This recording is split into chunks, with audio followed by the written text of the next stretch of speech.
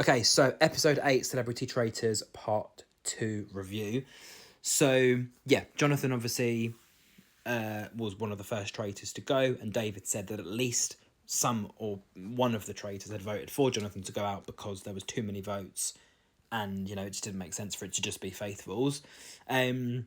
Joe explained that the traitor who gets voted out usually does like a passing shot at somebody who is another traitor in the game. So Joe looked straight at David because when Jonathan lost his round table, his vote was for David. So yeah, Joe said, as you know, as per the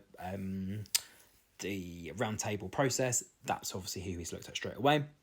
David also kind of tried to back himself here, and he said that he initially actually had 5 votes for himself when it was between him and Mark, and then he surprisingly had 0 votes. So it's kind of weird how he went from having all the votes to, you know, having none. And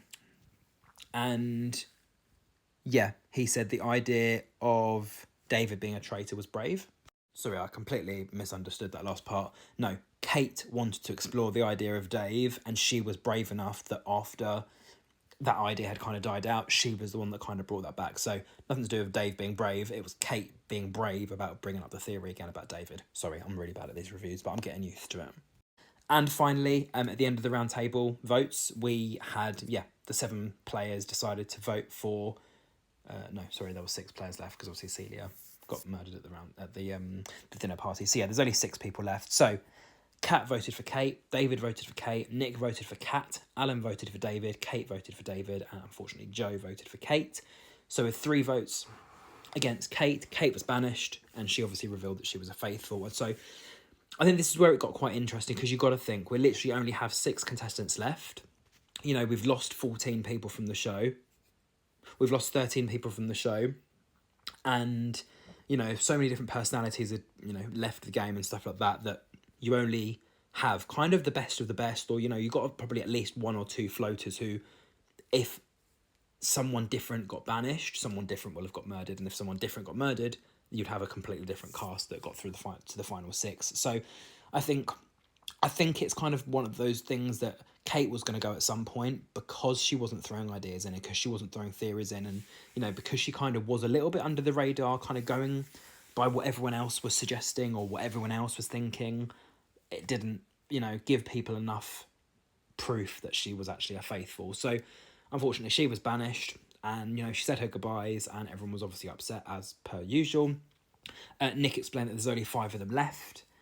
Joe said that Nick has now convinced him that Kat is a traitor, and he thinks that both Kat and Alan are traitors. So again, Joe's kind of got it straight on the head here. He just has to now see if he can work with his fellow traitors to, you know, keep them on side, and then work with the fellow faithful to get the traitors out.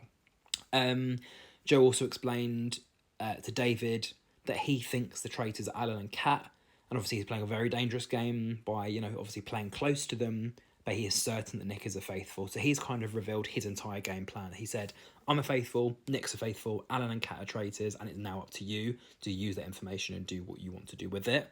David explained that he was actually drowning and he didn't really trust anybody. And Joe also explained to Nick that he was adamant it's Alan and Kat. He said he's got very, very close to them, but obviously he's just kind of using them until, you know, at the end of the game. Nick said it's all about survival and then pulling the rug at the end. And Joe said that Alan can't even look us in the eyes and say that he's a faithful, because I think at this point the final 5 were taken down to see Claudia, and they're all having their glass of champagne or whatever else they were drinking. Claudia was like, right, as a little challenge, let's all go around in a circle, and you just literally look into each other's eyes and say, I am a faithful. So they've all done it. You know, I think it was Nick, Joe, David, Kat, whatever. And then when Alan did it, she was like, okay, Alan, say it. So he went, I am